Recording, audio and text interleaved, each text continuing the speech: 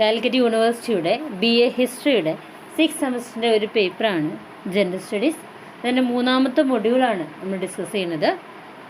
ഇനി നമുക്ക് പറയാനുള്ളത് മാതങ്കിനി ഹസ്രയെക്കുറിച്ചാണ്. 1869 മുതൽ 1942 വരെയാണ് അവരുടെ കാലഘട്ടം. ഇന്ത്യൻ വിപ്ലവങ്ങളിൽ പങ്കെടുത്ത ഒരു വിപ്ലവകാരിയാണ് മാതങ്കിനി ഹസ്ര. 1942 സെപ്റ്റംബർ 29 തംലൂക്ക് പോലീസ് സ്റ്റേഷന് മുന്നിൽ ബ്രിട്ടീഷ് ഇന്ത്യൻ പോലീസിൻ്റെ വെടിയേറ്റ് മരിക്കുന്നത് വരെ അവിടെ സ്വാതന്ത്ര്യസമരം നീണ്ടുനിന്നു. ബംഗ്ലാദേശിലെ ഗാന്ധിപുരി എന്ന പേരിലാണ് അവർ സ്നേഹപൂർവ്വം അറിയപ്പെട്ടിട്ടുണ്ടായിരുന്നത്. അന്ന് 73 വയസ്സുള്ള മാതങ്കിനി ഹസ്ര തംലൂക്ക് പോലീസ് സ്റ്റേഷൻ ഏറ്റെടുക്കുന്നതിനായി 6000 അനുയായികളെ നയിച്ചു. കൂടുതലും വനിതാ സന്നദ്ധ പ്രവർത്തകർ ആയിരുന്നു. ജാഥ പട്ടണത്തിൻ്റെ പ്രാന്തപ്രദേശത്ത് എത്തിയപ്പോൾ ഇന്ത്യൻ ശിക്ഷാ നിയമത്തിൻ്റെ 144 വകുപ്പ് പ്രകാരം അവരെ പിരിച്ചുവിടാൻ ക്രൗൺ പോലീസ് ഉത്തരവിട്ടു. അവർ മുന്നോട്ട് നീങ്ങിയ സമയത്ത് അവർക്ക് വെടിയേറ്റു. അവർ മുന്നോട്ട് പോയി ആൾക്കൂട്ടത്തിന് നേരെ വെടിവെക്കരുതെന്ന് പോലീസിനോട് അഭ്യർത്ഥിച്ചു. ക്രിമിനൽ കോടതി കെട്ടിടത്തിൻ്റെ വടക്കു ഭാഗത്ത് നിന്ന് മാതങ്കിനി ഒരു ഘോഷയാത്ര നയിച്ചു. വെടിവെയ്പ്പ് ആരംഭിച്ചതിന് ശേഷവും അവൾ ത്രിവർണ്ണ പതാകയുമായി മുന്നോട്ട് പോയി. എല്ലാ സന്നദ്ധ പ്രവർത്തകരെയും പിന്നിലാക്കി. പിന്നീട് അവളെ 3 തവണ വെടിവെച്ചു. നെറ്റിയിലും 2 കൈകളിലും മുറിവുകളുണ്ടായിരുന്നിട്ടും അവൾ മാർച്ച് തുടർന്നു. ആവർത്തിച്ച് വെടിയേറ്റപ്പോൾ അവൾ വന്ദേ മാതരം ആലപിച്ചു. ഇന്ത്യൻ നാഷണൽ കോൺഗ്രസിൻ്റെ പതാക ഉയർത്തിപ്പിടിച്ചുകൊണ്ടാണ് അവർ മരിച്ചത്. ഇനി നമുക്ക് പറയാനുള്ളത് INA വനിതാ റെജിമെൻറ്റിനെ കുറിച്ചാണ്. INA വനിതാ regiment Rani of Jhansi regiment എന്ന പേരിലാണ് അറിയപ്പെടുന്നത്. ക്യാപ്റ്റൻ ലക്ഷ്മി സ്വാമിനാഥൻ്റെ നേതൃത്വത്തിലാണ് ഈ യൂണിറ്റ് 1943 ജൂലൈയിൽ തെക്ക് കിഴക്കൻ ഏഷ്യയിലെ പ്രവാസി ഇന്ത്യൻ ജനതയിൽ നിന്നുള്ള സന്നദ്ധ പ്രവർത്തകരെ ഉൾപ്പെടുത്തി ഉയർത്തിയിട്ടുള്ളത്. റിക്രൂട്ട് ചെയ്തവരെ സെഷനുകളായും പ്ലാറ്റൂണുകളായും തിരിച്ച് വിദ്യാഭ്യാസ യോഗ്യത അനുസരിച്ച് നോൺ കമ്മീഷൻസ് ഓഫീസർമാരുടെയും ശിപ്പായിമാരുടെയും റാങ്കുകൾ നൽകി. ഈ കേഡറ്റുകൾ ഡ്രില്ലുകൾ, റൂട്ട് മാർച്ചുകൾ കൂടാതെ റൈഫിളുകൾ, ഹാൻഡ് ഗ്രനേഡുകൾ, ബയണറ്റ് ചാർജുകൾ എന്നിവയിൽ ആയുധ പരിശീലനവും ഉപയോഗിച്ച് സൈനിക യുദ്ധ പരിശീലനത്തിന് വിധേയരായി. പിന്നീട് ബർമയിലെ ജംഗിർ വാർഫെയറിൽ കൂടുതൽ വിശാലമായ പരിശീലനത്തിനായിട്ട് നിരവധി കേഡറ്റുകളെ തിരഞ്ഞെടുത്തു. ഏകദേശം 500ഓളം വരുന്ന യോഗ്യരായ സൈനികർ 1944 മാർച്ചിൽ സിംഗപ്പൂർ പരിശീലന ക്യാമ്പിൽ നിന്ന് പുറത്തായി. 200 കേഡറ്റുകളും നഴ്സിംഗ് പരിശീലനത്തിനായിട്ട് തിരഞ്ഞെടുത്തു. ചാന്ദ് ബേബി നഴ്സിംഗ് കോർപ്പസ് രൂപീകരിച്ചു. INA ഇംഫാൽ ക്യാമ്പയിനിടെ ഏതാണ്ട് 100ഓളം റാണി ഓഫ് ഝാൻസി സേനാംഗങ്ങളുടെ ഒരു പ്രാരംഭ സംഘം മെയ്മയിലേക്ക് നീങ്ങി. ഇതിൻ്റെ ഭാഗമായിട്ട് ഇംഫാലിൻ്റെ പതനത്തിന് ശേഷം ബംഗാളിലെ ഗംഗാ സമതലത്തിലേക്ക് പ്രവേശിക്കാൻ ഒരു മുൻനിര യൂണിറ്റ് രൂപീകരിക്കാൻ ഉദ്ദേശിച്ചിരുന്നു. യൂണിറ്റിൻ്റെ ഒരു ഭാഗം മെയ്ക്കോയിലെ INA ആശുപത്രിയിൽ നഴ്സി ജി കോപ്സ് രൂപീകരിച്ചു. ഇംഫാൽ ഉപരോധവും INA വിനാശകരമായ പിൻവാങ്ങലും പരാജയപ്പെടുത്തിയതിനെ തുടർന്ന് മോൺവയിലും മേയംവോയിലും എത്തിയ INA സൈനികരുടെ ദുരിതാശ്വാസവും പരിചരണവും ഏകോപിപ്പിക്കാൻ റാണി സൈനികരെ ചുമതലപ്പെടുത്തി. റങ്കൂണിൻ്റെ പതനത്തിനും ആസാദ് ഹിന്ദ് ഗവൺമെൻറ്റിൻ്റെയും സുഭാഷ് ചന്ദ്രബോസിൻ്റെയും പിൻവാങ്ങലിന് ശേഷം നഗരത്തിൽ നിന്നും ബർമയിലൂടെയും ബർമയിൽ നിന്നുള്ള സൈന്യത്തെ പിരിച്ചുവിടാൻ അനുവദിച്ചു. അതേസമയം റെജിമെൻറ്റിൽ ബാക്കിയുള്ളവരെ കാൽനടയായും ലഭ്യമായപ്പോൾ യന്ത്രവൽകൃത ഗതാഗതത്തിലും പിൻവാങ്ങുന്ന ജാപ്പാനീസ് സൈന്യത്തോടൊപ്പം പിൻവാങ്ങുന്നതിനിടയിൽ സഖ്യകക്ഷികളുടെ വ്യോമാക്രമണത്തിൽ നിന്നും ബർമീസ് പ്രതിരോധ സേനയിൽ നിന്നും ചില ആക്രമണങ്ങൾ നേരിട്ടു. ആ ഒരു യൂണിറ്റ് പിന്നീട് പിരിച്ചുവിടുകയാണ് ചെയ്തത്. ഇനി നമുക്ക് ലക്ഷ്മി സെഹഗലിനെ കുറിച്ചാണ് പറയാനുള്ളത്. INA വനിതാ വിഭാഗത്തിൻ്റെ ചുമതല വഹിച്ചിരുന്ന ഒരു മഹത് വനിതയായിരുന്നു ഇവർ.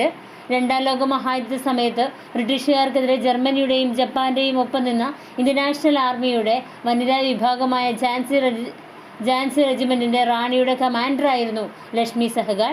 1914 ഒക്ടോബർ 24 മദ്രാസിൽ സാമൂഹിക പ്രവർത്തകയും സ്വാതന്ത്ര്യസമര പ്രവർത്തകയുമായ അമ്മു സ്വാമിനാഥൻ്റെ മകളായി അവർ ജനിച്ചു. പിതാവ് ഡോക്ടർ S സ്വാമിനാഥൻ ഒരു അഭിഭാഷകനായിരുന്നു. ലക്ഷ്മി മദ്രാസ് മെഡിക്കൽ കോളേജിൽ മെഡിസിൻ പഠിച്ചു. 1940 സിംഗപ്പൂരിലേക്ക് പോയി. അവിടെ കുറച്ചു കാലം ഫിസിഷ്യനായി പ്രാക്ടീസ് ചെയ്തു. സിംഗപ്പൂർ ജപ്പാൻ സൈന്യത്തിൻ്റെ കീഴിലായപ്പോൾ അവർ ഇന്ത്യൻ യുദ്ധത്തടവുകാരെ പിൻവലിച്ചു. അവരെ ദേശീയ വിപ്ലവ നേതാവ് സുഭാഷ് ചന്ദ്രബോസിനെ കാണുകയും 1857 വിപ്ലവ നായികയുടെ പേരിൽ റാണി ഓഫ് ഝാൻസി റെജിമെൻ്റ് എന്ന പേരിൽ ഒരു വനിതാ റെജിമെൻറ്റ് സ്ഥാപിക്കാൻ അദ്ദേഹം അവരോട് അഭ്യർത്ഥിക്കുകയും ചെയ്തു. റിക്രൂട്ട് ചെയ്യപ്പെട്ടവരിൽ ഭൂരിഭാഗവും മലയൻ റബ്ബർ എസ്റ്റേറ്റുകളിൽ നിന്നുള്ള ഇന്ത്യൻ വംശജരായിട്ടുള്ള കൗമാരക്കാരായിരുന്നു. വളരെ കുറച്ചു പേർ മാത്രമേ ഇന്ത്യയിൽ പോയിട്ടുള്ളൂ. അവർ സാധാരണ സൈനിക പരിശീലനവും യുദ്ധപരിശീലനവും നടത്തി. ചിലർക്ക് ജംഗിയർ വാർഫെയറിൽ കൂടുതൽ നൂതനമായ പരിശീലനം ഉണ്ടായിരുന്നു. കേഡറ്റുകൾക്ക് അവരുടെ വിദ്യാഭ്യാസം അനുസരിച്ച് കമ്മീഷൻ ചെയ്യാത്ത ഓഫീസർ അല്ലെങ്കിൽ പ്രൈവറ്റ് റാങ്കുകൾ നൽകി. റംഗൂണിലും ബാങ്കോക്കിലും ക്യാമ്പുകൾ സ്ഥാപിച്ചു. 1944 മാർച്ചിൽ സിംഗപ്പൂർ പരിശീലന ക്യാമ്പിൽ നിന്ന് ആദ്യത്തെ 500 സ്ത്രീകൾ പാസ്സായി. 1943 ഒക്ടോബർ 23 ആസാദ് ഹിന്ദിൻ്റെ താൽക്കാലിക ഗവൺമെൻറ് പ്രഖ്യാപിക്കപ്പെട്ടപ്പോൾ അതിൻ്റെ ക്യാബിനറ്റിലെ ഏക വനിതാ അംഗമായിരുന്നു ലക്ഷ്മി. റാണി ഓഫ് ഝാൻസി റെജിമെൻറ്റിൻ്റെ മുൻനിരയിലെ സജീവമായുള്ള ഡ്യൂട്ടി അവർക്കുണ്ടായിരുന്നു. കേണൽ പദവി ലഭിച്ച ലക്ഷ്മി ജനപ്രിയ ഭാവനയിലെ ക്യാപ്റ്റൻ ലക്ഷ്മിയായി തുടർന്നുവെങ്കിലും സൈനികമായും മെഡിക്കൽ രംഗത്തും സജീവമായിരുന്നു. പോരാട്ടത്തിൽ മാത്രമല്ല, INA സൈനികരെ വിജയികളായ ബ്രിട്ടീഷ് സൈന്യം വേട്ടയാടുകയും അവരുടെ ധൈര്യവും അർപ്പണബോധവും നിമിത്തം നിരവധി ജീവൻ രക്ഷിക്കുകയും ചെയ്ത ഭയാനകമായ നാളുകളിൽ അവർ വീരോചിതമായ പങ്കുവഹിച്ചു. ഒടുവിൽ 1946 മാർച്ച് 4 ഒരു നായികയുടെ സ്വീകരണം ലഭിച്ചപ്പോൾ അവരെ പിടികൂടി ഇന്ത്യയിലേക്ക് കൊണ്ടുവന്നു.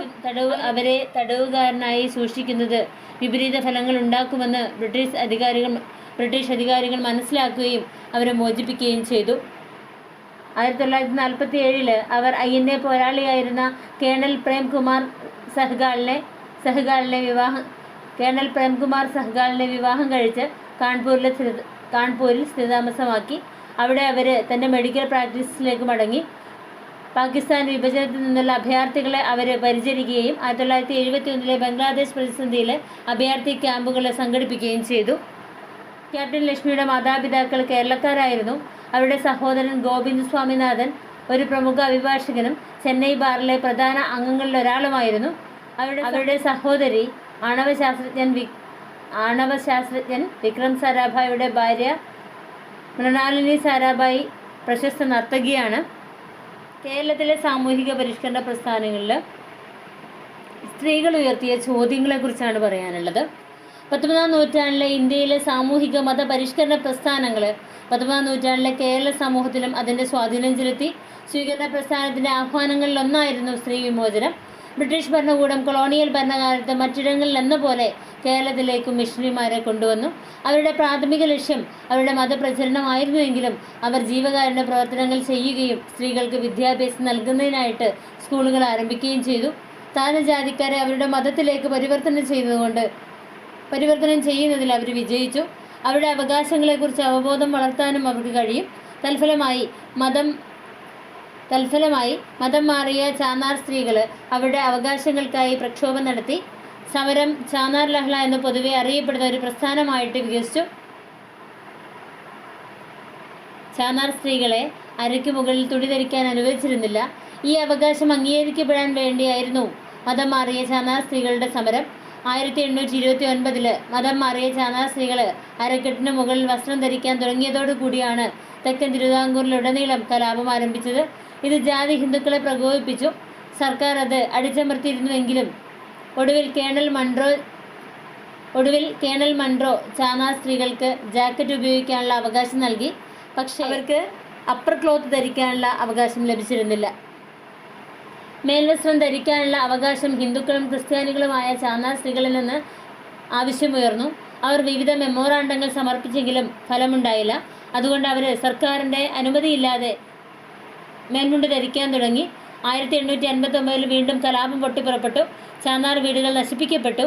1859 ജൂലൈയിൽ ഗവൺമെൻറ് ഉയർന്ന ജാതിക്കാരായ സ്ത്രീകളുടെ ശൈലിയിലായിരിക്കരുത് എന്ന കർശന നിർദ്ദേശത്തോടെ ചാന്നാർ സ്ത്രീകൾക്ക് മേൽവസ്ത്രം ധരിക്കാനുള്ള അവകാശം നൽകി. ഹിന്ദു ചാന്നാർ സ്ത്രീകൾക്ക് ജാക്കറ്റ് ധരിക്കാനുള്ള അവകാശവും നൽകി.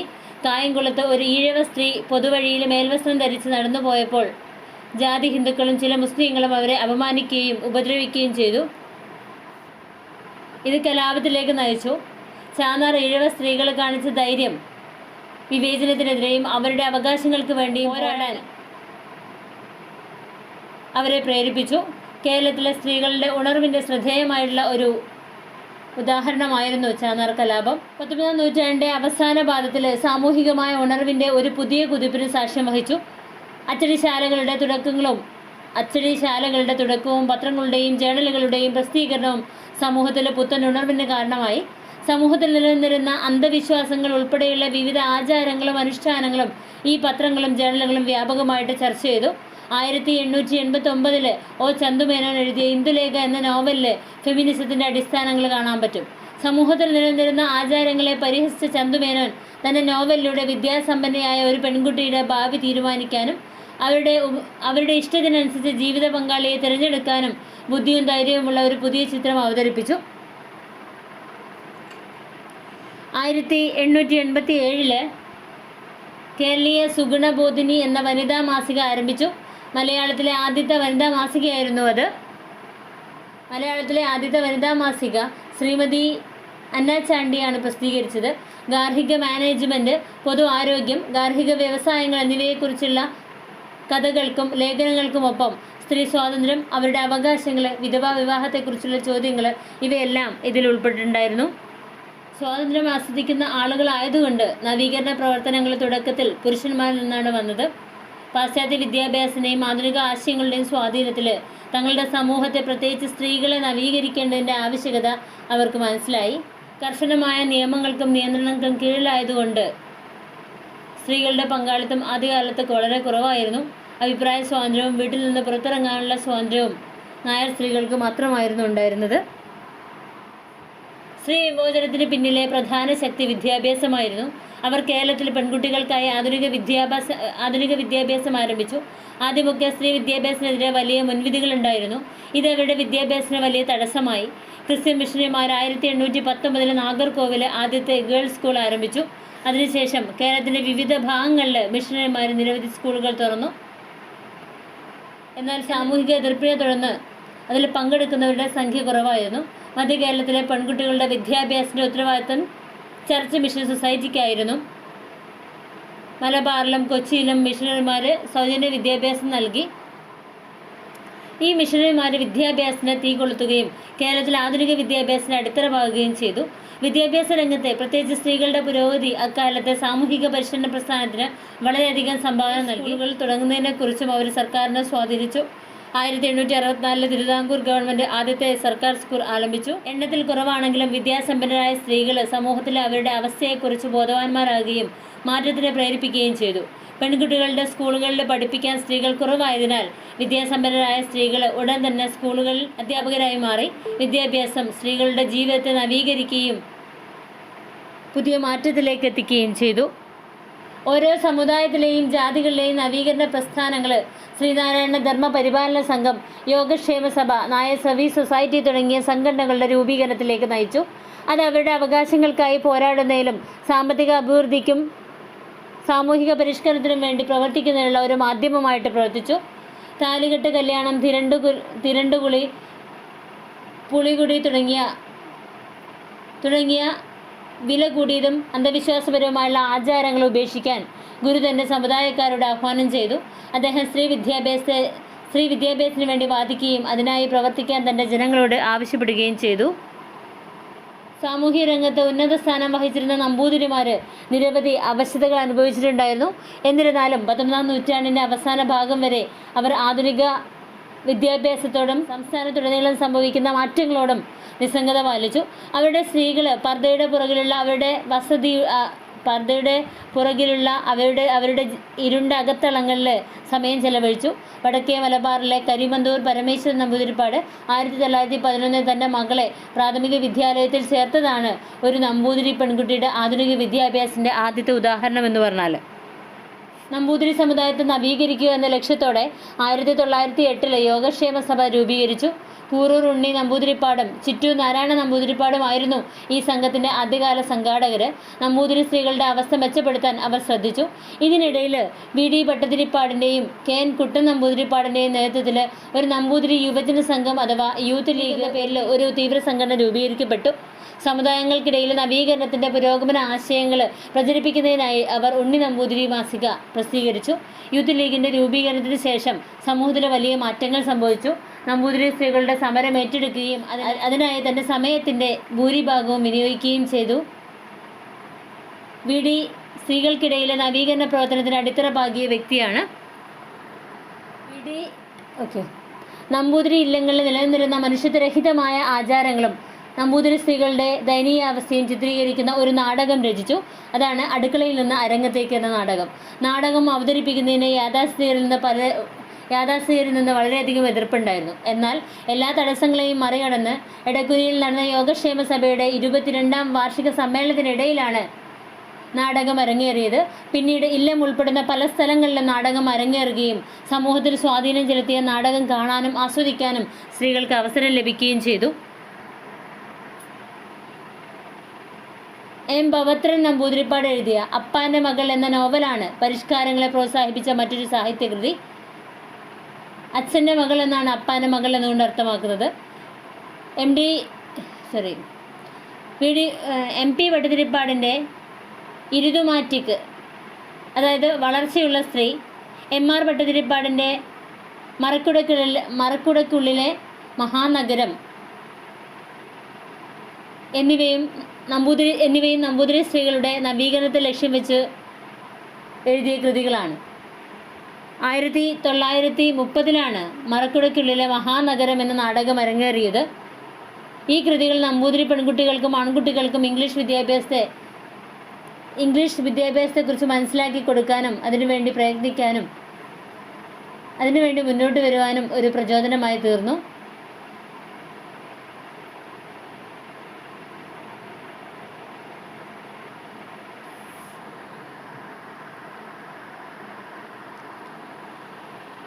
ബഹുഭാര്യത്വം, പ്രായമായ നമ്പൂതിരി സ്ത്രീകളുമായുള്ള പെൺകുട്ടികളുടെ വിവാഹം, പ്രായമായ നമ്പൂതിരിമാരുമായുള്ള പെൺകുട്ടികളുടെ വിവാഹം, ഇളയ പുത്രന്മാർ താഴ്ന്ന സമുദായങ്ങളിലെ പെൺകുട്ടികളെ വിവാഹം കഴിക്കുന്ന രീതി, ഭ്രഷ്ട സമ്പ്രദായം, ഇവയ്ക്കെതിരെ ഇവർ പോരാടി.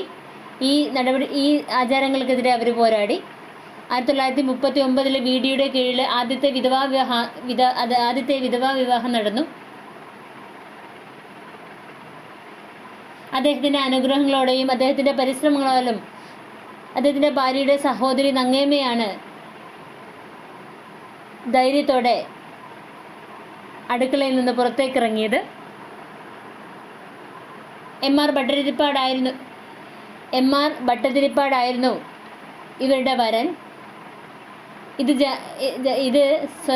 ഇത് സ്വജാതിക്കാരിൽ നിന്നും ഏറെ പ്രതിഷേധം ഉയർത്തിയെങ്കിലും നമ്പൂതിരി സമുദായത്തിൽ സംഭവിക്കാനിരുന്ന ഒരു വിപ്ലവത്തിന് അത് തുടക്കം കുറിച്ചു. അതിനിടെ യുവജന സംഘ അംഗങ്ങൾ അവരുടെ ശരീരത്തിൽ നിന്ന് വിശുദ്ധ നൂൽ നീക്കം ചെയ്യുകയും നേതാക്കൾ വിധവകളുടെ വിവാഹത്തിൽ ഏർപ്പെടുകയും അതിനുവേണ്ടി വാദിക്കുകയും ചെയ്തു. ബഹുഭാര്യത്തെ അപലപിച്ചു. നമ്പൂതിരി യുവജന സംഘത്തിൻ്റെ ആഭിമുഖ്യത്തിൽ അവിവാഹിതരായ നമ്പൂതിരി യുവാക്കളെ ഒരേ ജാതിയിൽ നിന്ന് വിവാഹം കഴിക്കാൻ സഹായിക്കുന്നതിന് വിവാഹ ഉപസമിതി രൂപീകരിച്ചു.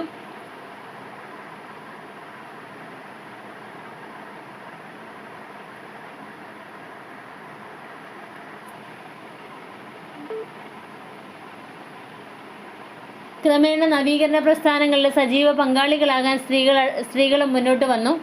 പരിഷ്കരണവാദികളായ സ്ത്രീകൾ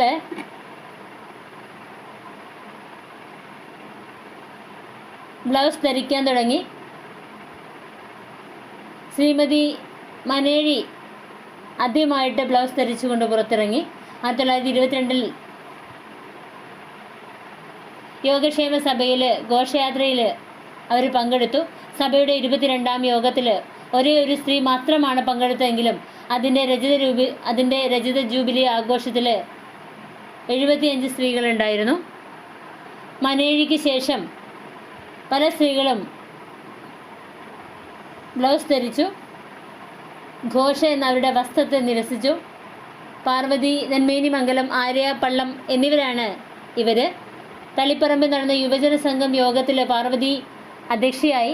പിന്നീട് കൊച്ചിയിലെ നമ്പൂതിരി ബില്ലിൻ്റെ ചർച്ചയിൽ അവർ നമ്പൂതിരി സ്ത്രീകളെ പ്രതിനിധീകരിച്ചു. നായർ സമുദായത്തിലെ സ്ത്രീകൾക്ക് താരതമ്യേന കൂടുതൽ സ്വാതന്ത്ര്യമുണ്ടായിരുന്നെങ്കിലും പൊതുയോഗങ്ങളിലും ചർച്ചകളിലും അവർ പങ്കെടുത്തിരുന്നില്ല. മന്നത്ത് പത്മനാഭൻ്റെ പരിശ്രമത്തിലൂടെയും എല്ലാ വർഷവും സംസ്ഥാനത്തുടനീളം വാർഷിക സമ്മേളനത്തിലൂടെയും ഒരു മാറ്റം വന്നു. 1929 കരുവാറ്റയിലാണ് NSSൻ്റെ ആദ്യ വാർഷിക സമ്മേളനം നടന്നത്.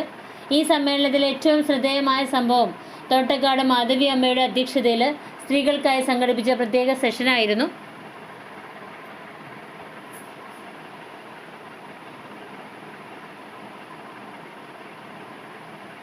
Freedom movement and Kerala woman. കേരളത്തിലെ ഉരുക്കു വനിതകളിൽ ഒരാളാണ് അക്കാമ ചെറിയാൻ. അവർ നന്നായി പഠിച്ചു. ഒരു മിഡിൽ സ്കൂളിൽ അധ്യാപികയായി ചേർന്നു. അവരുടെ കഠിനാധ്വാനം അവരെ പ്രധാന അധ്യാപികയായി ഉയർത്തി. ആ സ്കൂളിൽ അധ്യാപികയായി ജോലി ചെയ്തു. ഒരു ഘട്ടത്തിൽ പോർച്ചുഗീസുകാരുടെയും ബ്രിട്ടീഷുകാരുടെയും പ്രവർത്തനങ്ങൾ ക്ഷുദ്രകരമായി മാറി. അവർ തങ്ങളുടെ അതിർവരമ്പുകൾ കടന്ന് ജനങ്ങളെ ദയയില്ലാതെ പീഡിപ്പിക്കാൻ തുടങ്ങി. ഈ സംഭവം അവരുടെ ഉള്ളിൽ തീ പടർത്തി. ഉടൻ തന്നെ അവർ ജോലി രാജിവെച്ച് സ്വാതന്ത്ര്യസമര പരിപാടികളിൽ പങ്കെടുത്തു. 1938 നാഷണൽ കോൺഗ്രസ് പാർട്ടി കേരളത്തിൽ നിരോധിക്കപ്പെട്ടു. ഈ നടപടികളെ 1938 നാഷണൽ കോൺഗ്രസ് പാർട്ടി കേരളത്തിൽ നിരോധിക്കപ്പെട്ടു.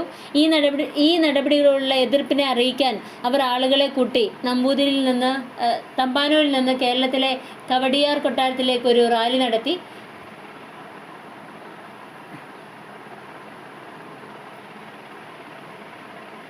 ഇതിൻ്റെ പേരിൽ ബ്രിട്ടീഷ് സർക്കാർ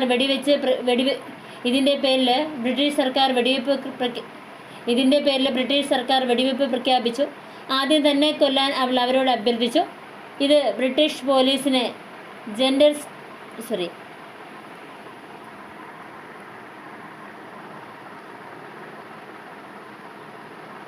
ഈ പ്രവർത്തനത്തിന് മഹാത്മാഗാന്ധി അവരെ തിരുവിതാംകൂറിലെ ഝാൻസി റാണി എന്ന് നാമകരണം ചെയ്തു. രാജ്യത്തോടുള്ള അവരുടെ വാത്സല്യത്തെക്കുറിച്ച് പറയാൻ ഇതൊരു ലളിതമായ സാമ്പിൾ മാത്രമാണ്. അവരുടെ മരണം വരെ അവർ ഇന്ത്യൻ രാഷ്ട്രത്തിന് എതിരായി പ്രവർത്തിച്ച ജനങ്ങൾക്കെതിരെ പോരാടിയിരുന്നു.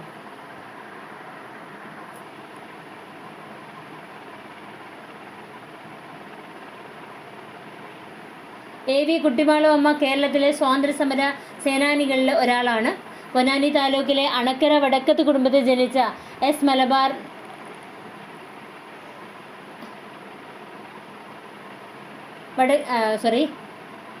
വടക്കത്ത് കുടുംബത്തിൽ ജനിച്ച ഇവർ 1905 ചെറുപ്പത്തിൽ തന്നെ സ്വാതന്ത്ര്യ സമരത്തിലേക്ക് ആകർഷിക്കപ്പെട്ടു. അവരും ഭർത്താവ് K. മാധവമേനോനും ദേശീയ പ്രസ്ഥാനത്തിൽ സജീവമായിട്ട് പങ്കെടുത്തു. 1930 സജീവ ഖാദി സ്വദേശി പ്രവർത്തകയായാണ് കുട്ടിമാളു അമ്മ പൊതുജീവിതം ആരംഭിച്ചത്.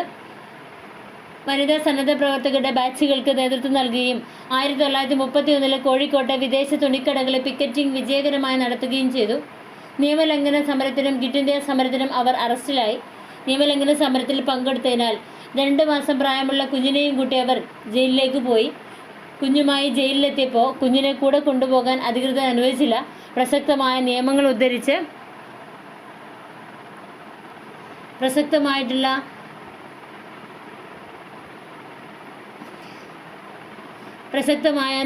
ഉദ്ധരിച്ച് തൻ്റെ കുഞ്ഞിനെ ജയിലിലേക്ക് കൊണ്ടുപോകാൻ തനിക്ക് എല്ലാ അവകാശങ്ങളും ഉണ്ടെന്ന് കുട്ടിമാളു അമ്മ തറപ്പിച്ചു പറഞ്ഞു. ഒടുവിൽ അധികാരികൾക്ക് അവരുടെ ആവശ്യം അംഗീകരിക്കേണ്ടി വന്നു. 1936 അവർ മദ്രാസ് അസംബ്ലിയിലേക്ക് തിരഞ്ഞെടുക്കപ്പെട്ടു.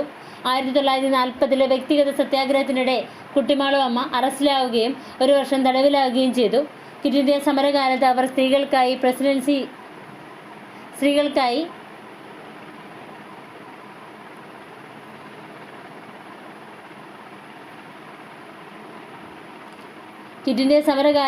സ്ത്രീകൾക്കായിട്ടുള്ള പ്രസിഡൻസി ജയിലിൽ 2 വർഷം തടവിലായി.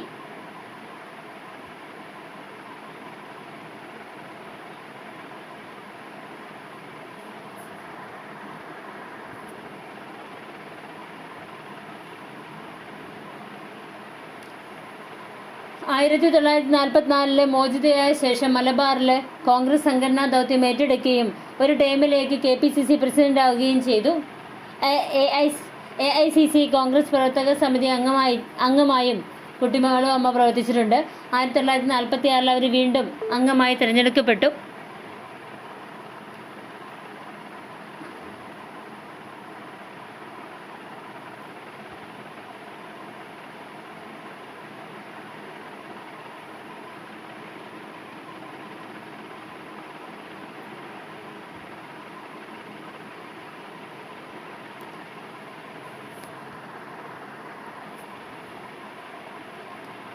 കുറച്ചു കാലം മാതൃഭൂമി കോഴിക്കോട് ഡയറക്ടറായിരുന്നു. അവർ 1986 അന്തരിച്ചു.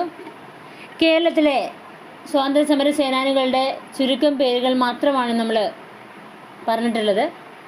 ഇനി ധാരാളം പോരാളികൾ സ്വാതന്ത്ര്യ സമരത്തിൽ സജീവമായി പങ്കെടുത്തിട്ടുണ്ട്. ഒരു രേഖകളിലും അവരുടെ പേര് പരാമർശിച്ചിട്ടില്ലെങ്കിലും അവരുടെ നിസ്വാർത്ഥ ത്യാഗം നമ്മൾ പ്രശംസിക്കേണ്ടതാണ്. ഇന്ത്യൻ പൗരൻ എന്ന നിലയിൽ ഇന്ത്യയുടെ സ്വാതന്ത്ര്യത്തിന് വേണ്ടി പോരാടിയ ജനങ്ങളുടെ ത്യാഗത്തെ നാം ബഹുമാനിക്കണം. ഒരു കൊതുക് കടിച്ചാൽ പോലും നമുക്ക് വേദന അനുഭവപ്പെടും. അപ്പോൾ നമ്മുടെ ഇന്ത്യക്കാർക്ക് ബ്രിട്ടീഷ് സർക്കാർ നൽകിയ കഠിനമായ ശിക്ഷയെക്കുറിച്ച് ചിന്തിക്കുക. ബ്രിട്ടീഷ് ഗവൺമെൻറ് ഇന്ത്യക്ക് സ്വാതന്ത്ര്യം നൽകിയിരുന്നില്ല. ഈ പ്രവൃത്തിക്ക് പിന്നിൽ ദശലക്ഷക്കണക്കിന് ആളുകളുടെ മരണവും, അതായത് ഈ സ്വാതന്ത്ര്യം നേടിയെടുക്കാൻ ദശലക്ഷക്കണക്കിന് ആളുകളുടെ മരണവും ത്യാഗവും അതിന് പിന്നിലുണ്ട്. സ്വാതന്ത്ര്യം ലഭിച്ച ശേഷവും നമ്മുടെ രാജ്യത്തെ സംരക്ഷിക്കാൻ ഇന്ത്യൻ സൈനികർ ശത്രുക്കളോട് പോരാടുകയാണ്. നിരവധി കേരളീയർ ഇന്ത്യൻ ആർമിയിലെ പട്ടാളക്കാരായും സൈനിക ഓഫീസർമാരായിട്ടും സേവനമനുഷ്ഠിക്കുന്നുണ്ട്.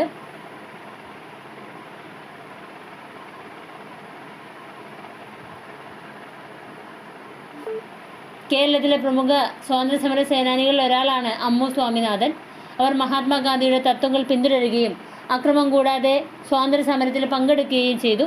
ഇത് കേരളത്തിലെ ജനങ്ങളുടെ ഹൃദയത്തിൽ നല്ല ഇടം നേടുന്നതിന് ഇടയായി. അവർ ഇന്ത്യൻ ഭരണഘടനാ അസംബ്ലിയിലും രാജ്യസഭയിലും സജീവ അംഗമാണ്.